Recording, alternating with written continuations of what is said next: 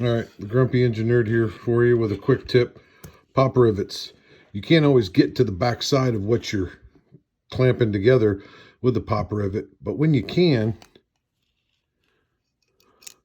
throw a washer on the back side, and when you crimp it, you'll get superior holding power because that is clamping down over more surface area. Holds that dude, I can't even spread them apart. Holds that dude down good and tight. There you go.